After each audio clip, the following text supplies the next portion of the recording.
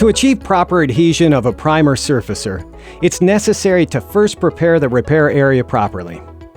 Sand all recessed areas and panel edges with a red scuff pad. Then wash the area with an appropriate PPG cleaner, being sure to avoid spraying the cleaner directly on the body filler. Completely dry with a clean cloth. Next, mask off the adjoining areas as necessary to protect from any overspray. Then, apply a self-etching primer to any exposed bare metal areas, following the product's proper application procedures. Next, mix the primer surfacer following the product's instructions.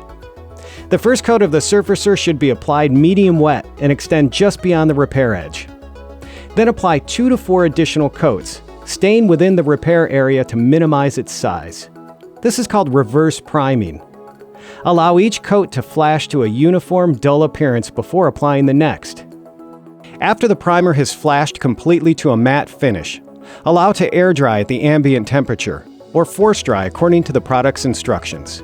Once dry, you're ready to sand the primer surfacer, following the recommended procedures.